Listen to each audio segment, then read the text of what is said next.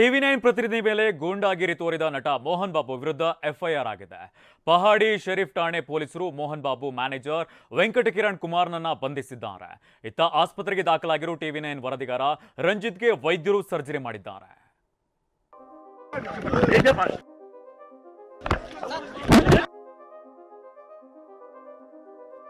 ಟಿವಿ9 ಪ್ರತಿನಿಧಿ ಮೇಲೆ ಹಲ್ಲೆ, ತಲೆಗೆ ಗಂಭೀರ ಗಾಯ.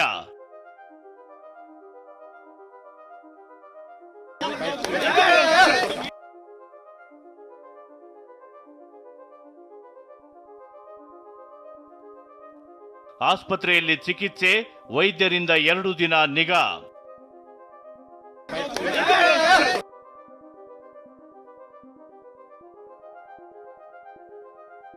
ಟಿವಿ9 ತೆಲುಗು ಪ್ರತಿನಿಧಿ ರಂಜಿತ್ ಮೇಲೆ ನಟ ಮೋಹನ್ ಬಾಬು ಮಾಡಿರುವ ಹಲ್ಲೆಯ ತೀವ್ರತೆಗೆ ಮೂಳೆ ಮುರಿದಿದೆ.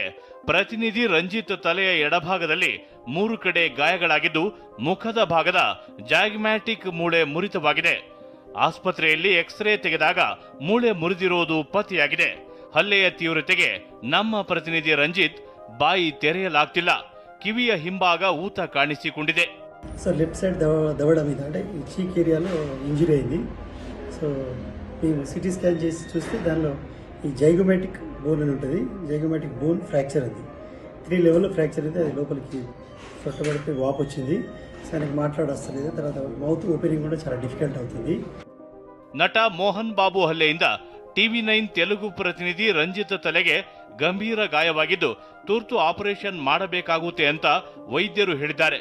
ಕೆಲ ದಿನಗಳ ಬಳಿಕ ಪ್ಲಾಸ್ಟಿಕ್ ಸರ್ಜರಿ ಮಾಡುವ ಅವಶ್ಯಕತೆ ಇದೆ ಅಂತ ತಿಳಿಸಿದ್ದಾರೆ. ఈ ఫేషియల్ బోన్ సిటీ స్కాన్ లో జైగోమాటిక్ ఆర్చ్ 3 లెవెల్లో ఫ్రాక్చర్ అయ్యి డిస్ప్లేస్ అయింది లోపలికి. సో దాంతో అతనికి ఎక్కువ వాపు వచ్చింది. చెవులో కూడా నొప్పి వస్తుంది. మౌత్ ఓపెనింగ్ కూడా డిఫికల్ట్ అవుతుంది. సో మాట్లాడడం కూడా ఇబ్బంది ఉంది. సో ప్రస్తుతానికైతే స్టేబుల్గానే ఉన్నాడు. కానీ అతనికి ఫర్దర్గా చేయాల్సింది ఏంటంటే అడ్మిట్ చేసి ఎవాల్యుయేట్ చేసి తర్వాత ఆ డిఫార్మిటీ కరెక్షన్ గురించి ప్లాస్టిక్ సర్జరీ చేయాల్సి వస్తుంది. ఆపరేషన్ ప్లాస్టిక్ సర్జరీ కాబట్టి మేజర్ సర్జరీ ఉంటుంది. ನಟ ಮೋಹನ್ ಬಾಬು ಹಲ್ಲೆಯಿಂದ ನಮ್ಮ ಪ್ರತಿನಿಧಿ ರಂಜಿತ್ ತಲೆಗೆ ಗಂಭೀರ ಗಾಯವಾಗಿದ್ದು, ಇದರಿಂದ ಹಲವು ತೊಂದರೆ ಎದುರಾಗುವ ಆತಂಕ ಎದುರಾಗಿದೆ. ಎಡಭಾಗದ ಕಿವಿಯ ಹಿಂಭಾಗಕ್ಕೆ ಪೆಟ್ಟು ಬಿದ್ದಿದ್ದರಿಂದ ಮುಖದ ರೂಪ ಬದಲಾಗಬಹುದು, ಮಾತನಾಡಲು ಕಷ್ಟ ಆಗಬಹುದು, ಎಡಭಾಗದ ಕಣ್ಣಿನಲ್ಲಿ ಸಮಸ್ಯೆ ಕಾಣಿಸಿಕೊಳ್ಳಬಹುದು ಅಥವಾ ಎಡಕೆನ್ನೆಯಲ್ಲಿ ನೋವು, ಊತ ಕಾಣಿಸಿಕೊಳ್ಳಬಹುದು ಅಂತ ವೈದ್ಯರು ಹೇಳಿದ್ದಾರೆ. ನಟ ಮೋಹನ್ ಬಾಬು ವಿರುದ್ಧ ದಾಖಲಾಯಿತು ಎಫ್ಐಆರ್. ಆಸ್ಪತ್ರೆಗೆ ದಾಖಲಾಗಿ ಹೈಡ್ರಾಮಾ, ಬಂಧನದಿಂದ ತಪ್ಪಿಸಿಕೊಳ್ಳಲು ಪ್ಲಾನ್. ತಮ್ಮ ಮನೆ ಬಳಿ ವರದಿಗೆ ತೆರಳಿದ್ದ ಪ್ರತಿನಿಧಿ ಮೇಲೆ ಹಲ್ಲೆ ಮಾಡಿದ್ದ ಮೋಹನ್ ಬಾಬು ವಿರುದ್ಧ ಎಫ್ಐಆರ್ ದಾಖಲಾಗಿದೆ. ಬಿಎನ್ಎಸ್ ಕಾಯ್ದೆ 118 ಅಡಿ ಕೇಸ್ ದಾಖಲಾಗಿದೆ. ಅಂದ್ರೆ ಮಾರಕ ಆಯುಧ ಅಥವಾ ಅದಕ್ಕೆ ಸಮಾನವಾದ ವಸ್ತುವಿನಿಂದ ನೋವುಂಟು ಮಾಡುವ ಉದ್ದೇಶದಿಂದ ಹಲ್ಲೆ ಎಂದು ಎಫ್ಐಆರ್ನಲ್ಲಿ ಉಲ್ಲೇಖಿಸಲಾಗಿದೆ. ಆದ್ರೆ ಅದ್ಯಾವಾಗ ತಮ್ಮ ವಿರುದ್ಧ ಎಫ್ಐಆರ್ ದಾಖಲಾಯಿತೋ, ನಮ್ಮ ಪ್ರತಿನಿಧಿ ರಂಜಿತ್ ಮೇಲೆ ಪೌರುಷ ತೋರಿದ್ದ ಮೋಹನ್ ಬಾಬುಗೆ ಬಂಧನ ಭೀತಿ ಎದುರಾಗಿದೆ. ಮನೆ ಗೇಟ್ ಮುಂದೆ ಪೊಲೀಸರು ಎಂಟ್ರಿ ಆಗ್ತಿದ್ದಂತೆ ಆಸ್ಪತ್ರೆಗೆ ದಾಖಲಾಗುವ ನಾಟಕವಾಡಿದ್ದಾರೆ. ಇಂದು ಬೆಳಗ್ಗೆ 10:30 ಸುಮಾರಿಗೆ ಹೈ ಬಿಪಿಯ ನೆಪದಲ್ಲಿ ಮೋಹನ್ ಬಾಬು ಆಸ್ಪತ್ರೆಗೆ ದಾಖಲಾಗಿದ್ದಾರೆ. ತಮ್ಮ ಕೌಟುಂಬಿಕ ಕಲಹ ಬೀದಿಗೆ ಬಂದು 3-4 ದಿನಗಳಿಂದ ಹೈಡ್ರಾಮಾ ನಡೀತಿದೆ.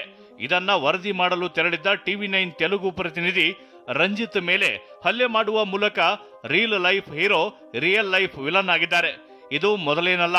ನಟ ಮೋಹನ್ ಬಾಬು ವಿರುದ್ಧ ಹಲವು ಪ್ರಕರಣಗಳು ಈ ಹಿಂದೆಯೂ ದಾಖಲಾಗಿವೆ.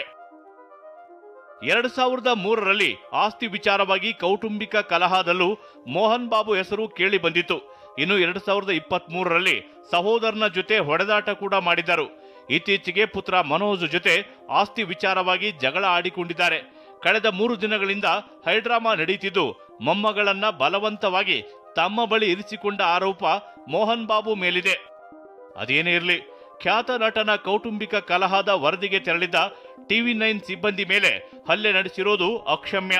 ತಕ್ಷಣ ಟಿವಿ9 ತೆಲುಗು ರಿಪೋರ್ಟರ್ ರಂಜಿತ್ ಬಳಿ ಕ್ಷಮೆ ಯಾಚಿಸಬೇಕು. ಹಲ್ಲೆ ನಡೆಸಿರುವ ಮೋಹನ್ ಬಾಬು ಮೇಲೆ ಕಾನೂನು ಕ್ರಮ ಜರುಗಿಸಬೇಕು ಅನ್ನೋದೇ ನಮ್ಮ ಆಗ್ರಹ. Bureau report ಟಿವಿ9.